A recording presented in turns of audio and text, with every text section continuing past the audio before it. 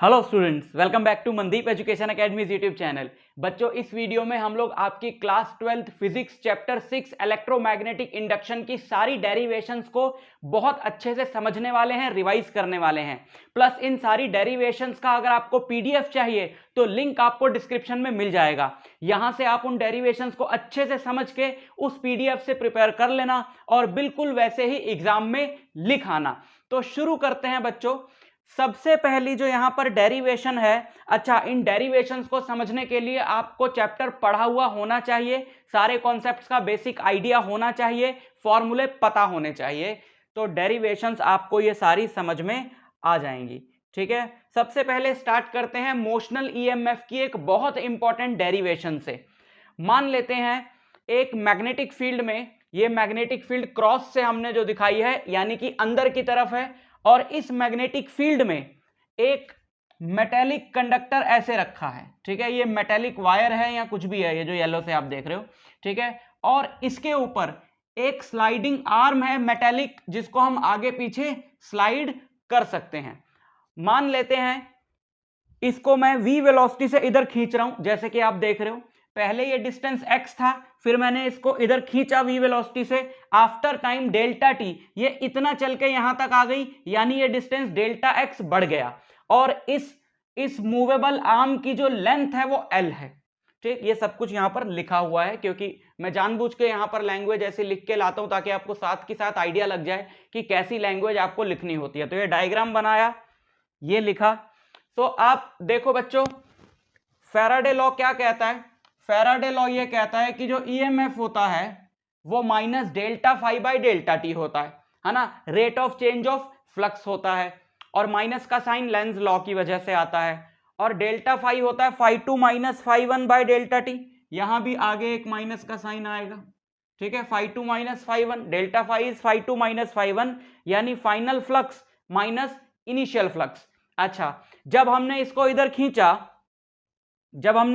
खींचा, फ्लक्स होता है b into A into cos theta, where theta is the angle between b and a। तो जब हमने इसको इधर खींचा तो फ्लक्स चेंज हुआ, किस वजह से? फ्लक्स है b a कॉस थीटा, तो फ्लक्स क्यों चेंज हुआ? क्या b चेंज हुआ? नहीं। क्या थीटा चेंज हुआ? नहीं। एरिया वेक्टर और मैग्नेटिक फील्ड, एरिया ऐसे रखा है तो उसका एरिया वेक्टर अंदर की तरफ हुआ या बाहर की तरफ, चलो हम अंदर की तरफ ले लेते हैं, और मैग्नेटिक फील्ड भी अंदर की तरफ है, तो एरिया वेक्टर और मैग्नेटिक फील्ड के बीच का एंगल हमेशा 0 डिग्री है, तो ये भी चेंज नहीं हुआ। तो चेंज क्या हुआ? एरिया चेंज हुआ, है ना। तो इसका मतलब है कि फ्लक्स 1, इनिशियली फ्लक्स था B A one cos 0 degree, और फाइनली फ्लक्स हो गया B A two cos 0 degree, because सिर्फ ए चेंज हुआ है, राइट। तो ईएमएफ हो गया minus phi two minus phi one, phi two cos 0 1 होता है क्योंकि phi two minus phi one. B same रहा दोनों केस में, तो बाहर आ गया। एरिया 2 कितना है? एरिया होता है, ये रेक्टेंगुलर है ना, तो एरिया होता है लेंथ इंटू ब्रेड्थ। 2 मतलब ये बाद वाला, इसका लेंथ है x प्लस डेल्टा एक्स और ब्रेड्थ है l, तो इसका एरिया हुआ x plus delta x into L, और इनिशियली लेंथ x थी, ब्रेड्थ l थी, तो इनिशियल एरिया था xl। तो जब हमने इसको खोला तो xl से xl कटेगा, बचेगा ये, यानी कि ये। ठीक है, इसमें से भी l नहीं चेंज हो रहा तो l बाहर आ गया। d of delta x by delta T, rate of change of displacement, that is velocity. तो यानी कि जो ईएमएफ इसके दोनों एंड्स में इंड्यूस होगा वो क्या होगा? BLV। और ये आपको एक बहुत इंपॉर्टेंट फॉर्मूला मिला कि अगर एक L लेंथ का कंडक्टर V वेलोसिटी से B मैग्नेटिक फील्ड में, मैग्नेटिक फील्ड के परपेंडिकुलरली मूव करता है तो उसके दोनों एंड्स में इतना ईएमएफ इंड्यूस हो जाता है। और अगर आपको करंट इंड्यूस्ड भी पूछा हो तो उसका भी यही डेरिवेशन है, ओम्स लॉ लगाओ, I होगा V बाय R, तो ये हो गया V, BLV डिवाइडेड बाय, अगर पूरे सर्किट का रेजिस्टेंस R है, पूरा सर्किट मतलब ये, ठीक है, इसका रेजिस्टेंस R है, तो करंट कितना इंड्यूस होगा? इतना इंड्यूस। ठीक है, क्लियर। तो ये फॉर्मूला आ गया हमारा। सेकंड केस है मोशनल ईएमएफ के अंदर कि अगर एक रॉड मैग्नेटिक फील्ड में ऐसे रोटेट हो रही हो, राइट। मैंने आपको पहले भी समझाया, मैं एक बार फिर बता देता हूं कि ईएमएफ तभी इंड्यूस होगा दोनों एंड्स में when B, L and V all three are mutually perpendicular to each other.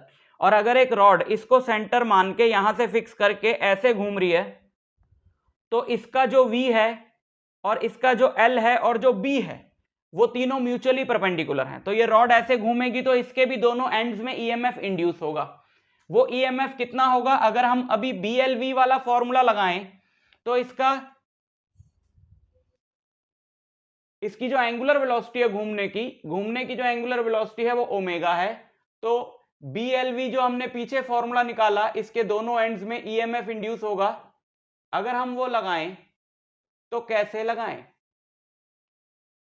आप जानते हो कि V equal to R omega होता है ना। लेकिन V equal to R omega formula तभी लगता है जब पार्टिकल जो घूम रहा है सर्कल में उसके पाथ का रेडियस r हो, राइट। मतलब अगर यहां पर हमारे पास एक बॉडी होती सिर्फ यहां पर r रेडियस के पाथ में और उसकी वेलोसिटी v होती है, एंगुलर वेलोसिटी ओमेगा होती, तो हम उसके लिए ये फॉर्मूला लगा लेते।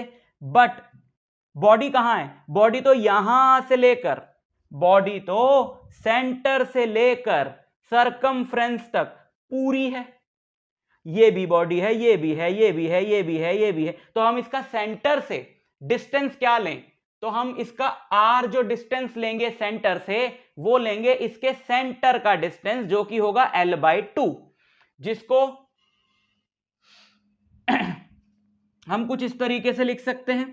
अगर हम बोलें कि सेंटर वाला जो पॉइंट है r ओमेगा से, अगर हम उसका v देखें तो वो आएगा 0, क्योंकि ठीक सेंटर वाले पॉइंट का जो v है वो 0 है और यहां वाले पॉइंट का जो v है वो होगा, ये है v मिनिमम, है ना।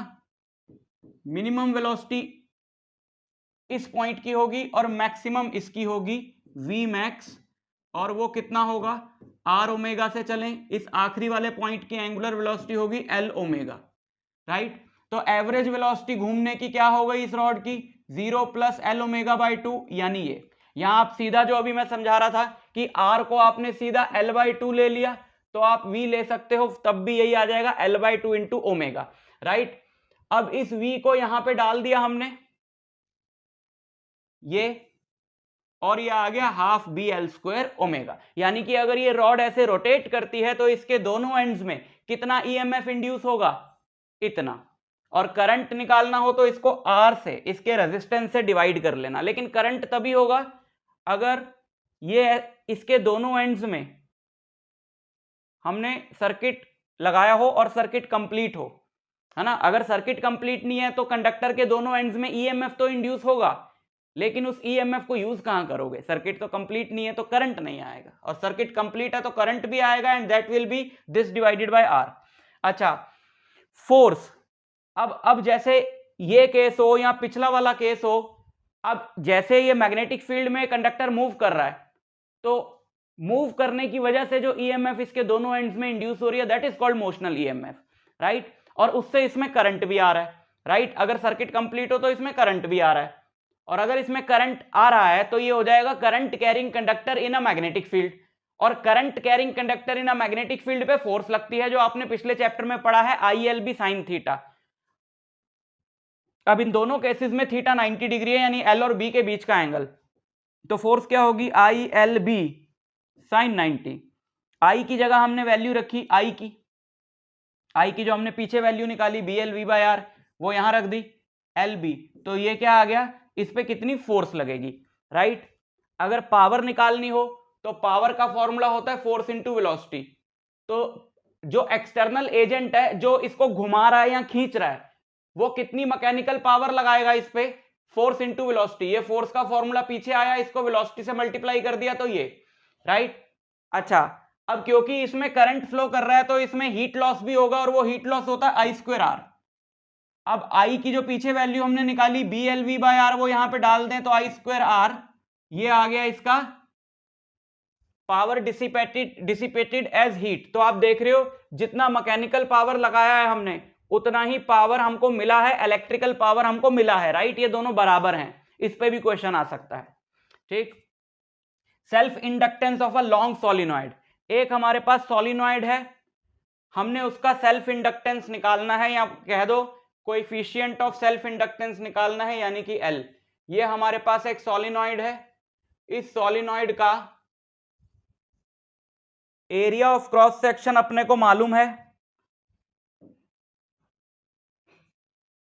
A, ठीक, और इसकी लेंथ भी अपने को मालूम है कि L है, और इसमें नंबर ऑफ टर्न्स पर यूनिट लेंथ स्मॉल n है, but total number of turns capital N है।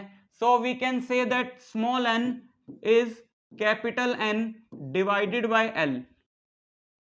मैग्नेटिक फ्लक्स एक टर्न के साथ कितना होगा, B into area of each turn. Cos theta कहां गया, आप जानते हो सोलिनॉइड के अंदर मैग्नेटिक फील्ड ऐसे रहता है, राइट।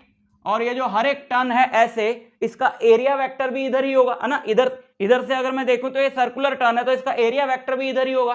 तो मैग्नेटिक फील्ड और एरिया वेक्टर के बीच में एंगल हो गया 0 डिग्री। तो मैग्नेटिक फ्लक्स पर turn is B into area of each turn. लेकिन B क्या होता है, जो इसके अंदर मैग्नेटिक फील्ड होती है वो ये होती है, आपने चैप्टर पढ़ा होगा magnetic effects of current, moving charges and magnetism उसको बोलते हैं। उसके अंदर एम्पियर सर्किटल लॉ के अंदर ये डेरिवेशन था, ठीक है। तो इसको, ये आ गया B, इसको हमने एरिया ऑफ ईच टर्न जो कि A है उससे मल्टीप्लाई कर दिया। This is the flux linked with each turn. Total turns इसमें है N, तो टोटल फ्लक्स इसमें इतना लिंक्ड होगा, राइट। समझ में आ रहा है, N इंटू N क्या हो गया, N स्क्वायर। और आप जानते हो फाई होता है Li, फाई क्या होता है Li। तो पीछे जो फाई आया था उसको Li से इक्वेट करा, I से I कटा, and you will get L equal to mu naught N square A by L, right. और अगर इसके कोर में कोई और मटेरियल हो, एयर ना हो, तो म्यू नॉट की जगह म्यू आ जाएगा। कोएफिशिएंट ऑफ म्यूचुअल इंडक्टेंस, अब हमारे पास क्या है कि दो सॉलिनॉइड्स हैं, एक बाहर और एक उसके अंदर।